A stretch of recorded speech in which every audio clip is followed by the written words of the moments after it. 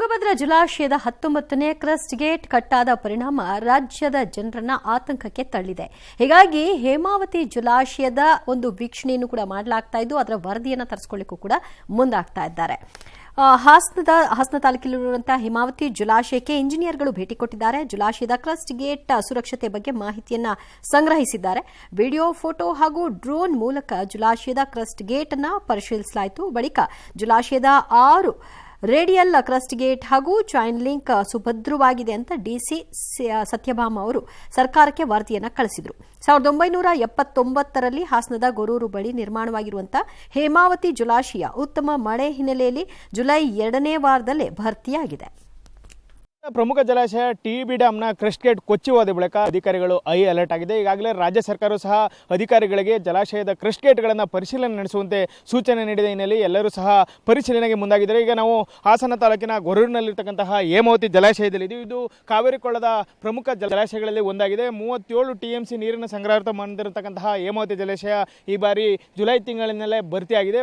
2922 ಅಡಿ ಇರತಕ್ಕಂತಹ ಜಲಾಶಯದಲ್ಲಿ 2922 ಅಡಿಗಳಷ್ಟು ಈಗ ನೀರು ಸಂಗ್ರಹವಾಗಿದೆ. ತುಂಗಭದ್ರಾ ಡ್ಯಾಂನ ಏನು ಕ್ರಸ್ಟ್ ಗೇಟ್ ಕೊಚ್ಚಿ ಹೋಯಿತು, ಅದಾದ ಬಳಿಕ ಅಧಿಕಾರಿಗಳು ಅಲರ್ಟ್ ಆಗಿರ್ತಕ್ಕಂಥದ್ದು. ಈಗ ರಾಜ್ಯ ಸರ್ಕಾರ ಅಧಿಕಾರಿಗಳು ಸಹ ಒಂದು ಸೂಚನೆ ನೀಡಿದೆ. ಈ ಸೂಚನೆ ಬೆನ್ನಲ್ಲೇ ಈಗ ಹೇಮಾವತಿ ಜಲಾಶಯಕ್ಕೆ ಮುಖ್ಯ ಇಂಜಿನಿಯರ್ ಆದಂಥ ಮಂಜುನಾಥ್ ಇರ್ಬೋದು, ಸೂಪರಿಂಟೆಂಡೆಂಟ್ ಇಂಜಿನಿಯರ್ ಜ್ಯೋತಿ ಸೇರಿದಂತೆ ಹಲವು ಅಧಿಕಾರಿಗಳ ತಂಡ ಆಗಮಿಸಿ ಕ್ರಸ್ಟ್ ಗೇಟ್ಗಳನ್ನು ಪರಿಶೀಲನೆಯನ್ನು ಸಹ ಮಾಡ್ತಾ ಇದೆ. ಅಲ್ಲದೆ ಡ್ರೋನ್ ಹಾರಿಸುವ ಮೂಲಕ ಎಲ್ಲ ಕ್ರಸ್ಟ್ ಗೇಟ್ಗಳು ಯಾವ ಸ್ಥಿತಿಯಲ್ಲಿದೆ ಅನ್ನೋದನ್ನು ಪರಿಶೀಲನೆ ಮಾಡಿ ಸರ್ಕಾರಕ್ಕೆ ವರದಿಯನ್ನು ನೀಡಲು ಸಹ ಈಗ ಏನು ತಯಾರಿಯನ್ನು ನಡೆಸಿರ್ತಕ್ಕಂಥದ್ದು. ಈಗಾಗಲೇ ಹೇಮಾವತಿ ಜಲಾಶಯ ಪ್ರಮುಖವಾದಂತಹ ಜಲಾಶಯವಿದು ಕಾವೇರಿಗೆ ಪ್ರಮುಖ ನೀರಿನ ಮೂಲವೂ ಆಗಿದೆ. ಅಲ್ಲದೆ 6 ಲಕ್ಷ ಹೆಕ್ಟೇರ್ ಪ್ರದೇಶಕ್ಕೆ ಈ ರೈತರಿಗೆ ನೀರು ಹಾಗೂ 24 ತಾಲೂಕುಗಳ ಲಕ್ಷಾಂತರ ಜನರಿಗೆ ಕುಡಿಯುವ ನೀರನ್ನು ಒದಗಿಸುತ್ತದೆ. ಈ ಜಲಾಶಯನ ಪ್ರತಿ 6 ತಿಂಗಳಿಗೊಮ್ಮೆ ಕ್ರಸ್ಟ್ ಗೇಟ್ಗಳೇ ಎಲ್ಲವನ್ನೂ ಸಹ ಪರಿಶೀಲನೆ ಮಾಡಲಾಗ್ತಿದೆ. ಆದರೂ ಸಹ ಸುರಕ್ಷತೆಯ ದೃಷ್ಟಿಯಿಂದ ತುಂಗಭದ್ರಾ ಡ್ಯಾಮ್ನಲ್ಲಿ ಯಾವಾಗ ಕ್ರಸ್ಟ್ ಗೇಟ್ ಕೊಚ್ಚೋಯ್ತೋ ಅದಾದ ನಂತರ ಎಲ್ಲ ಅಧಿಕಾರಿಗಳು ಈಗ ಕ್ರಸ್ಟ್ ಗೇಟ್ಗಳನ್ನು ಪರಿಶೀಲನೆ ಮಾಡ್ತಾ ಇದೆ.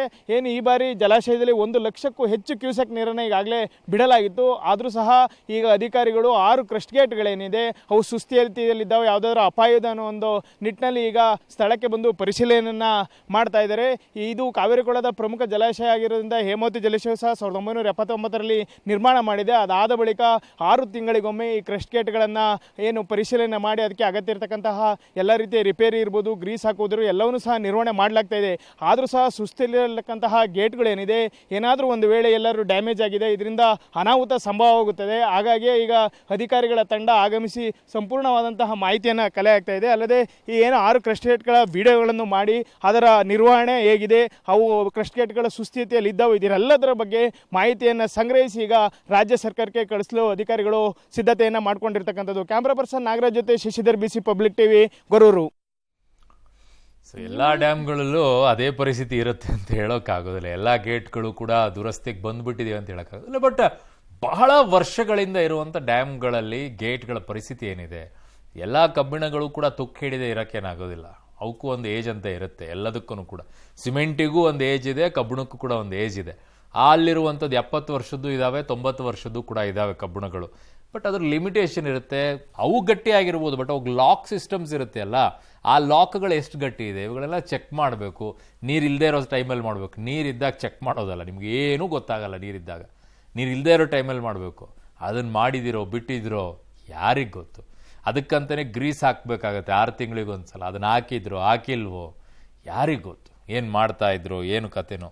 ಈಗ ಯಾರು ಹೇಳಿದ್ರು ನಮ್ಮ ಜವಾಬ್ದಾರಿ ಏನ್ರಿ, ಅದೆಲ್ಲ ಕೇಂದ್ರ ನೋಡ್ಕೊಳ್ಳುತ್ತೆ. ಈಗ ಅವ್ರ ಮೇಲೆ ಇವ್ರು ಹಾಕೋದು. ಗಡಿ ಭಾಗದಲ್ಲಿರುವಂಥ ಡ್ಯಾಮ್ಗಳನ್ನು ನೋಡಿದರೆ ಆ ರಾಜ್ಯದವ್ರು ನೋಡ್ಕೋಬೇಕ್ರಿ, ನಮ್ದಲ್ಲ ಕೆಲಸ ಅದು ಅಂತಾರೆ. ಇನ್ನೊಬ್ರು ಏನೋ ಕೇಳಿದ್ರೆ ಅಲ್ಲಿ ಇಂಜಿನಿಯರ್ನೇ ನೇಮಕ ಮಾಡಿಲ್ಲ ಅಂತಾರೆ. ಯಾರನ್ನು ನಂಬೋಣ, ಯಾರನ್ನು ಬಿಡೋಣ. ಕತೆಗಳು ಒಂದಲ್ಲ ಎರಡಲ್ಲ.